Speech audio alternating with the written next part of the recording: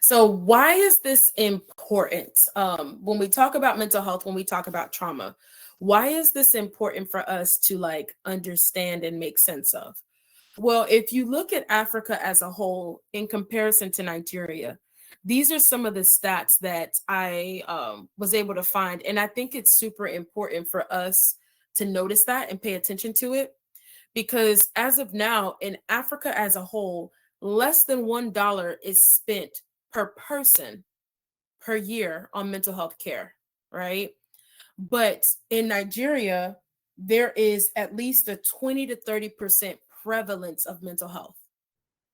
So what we want to look at is that the amount of resources, money, time, whatever it may be that's being spent and applied towards mental health in the whole continent is already not a lot. But then when you think about the number of people that have a need for mental health support, for mental health resources, it is a lot. It's a really big gap. So what we see in terms of looking at Africa as a whole is that there's this there's this sense that the mental health systems that we have are underfunded and they're understaffed.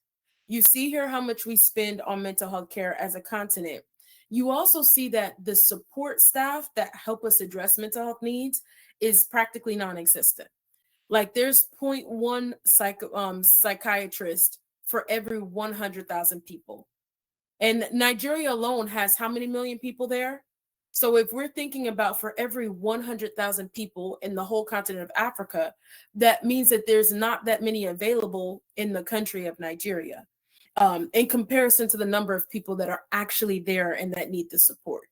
Same thing for mental health workers. So if we're looking at people that are not doctors, right, we're looking at the therapists, we're looking at, caseworkers, so fellow social workers, nurses, some people who will encounter folks that have mental health concerns and needs.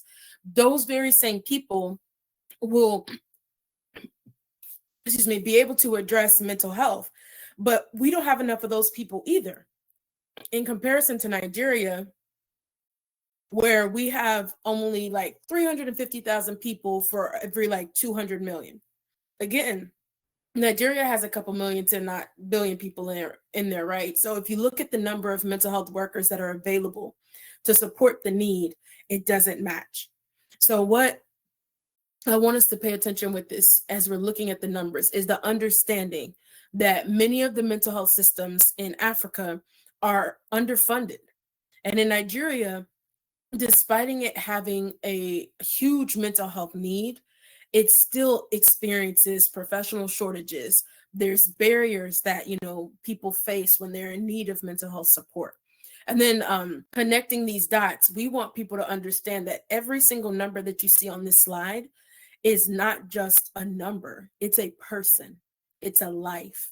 It could be a child. It could be an adult. It could be your family member, a friend that you know of.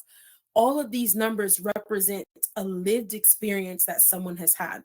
So we want people to understand that this is an urgent need that we have in regards to being able to access culturally relevant care and getting the resources that we need in the whole of Africa, but also in Nigeria. So looking further into what this matters is what you guys heard me say. There's a big unmet need that Nigeria has with treatment, with lower rates available to serve the people. I'm pretty sure all of you that are witnessing or watching this webinar right now are folks who have some type of connection to mental health, whether you're on the social work side, the psychology side, you're looking at going into the medical profession. You've either witnessed mental health in the community or you know of somebody that has mental health. Maybe you struggled with your own. But what we see in the continent and what we see in the country is that because there's a high need and very few resources available, it doesn't balance out. So people feel like they don't have anywhere to go. So with this big gap present, this is where all of us that are on this call now have the ability to start to fill in the gap. This is where we say, in the States, we have this saying, like, we stand in the gap.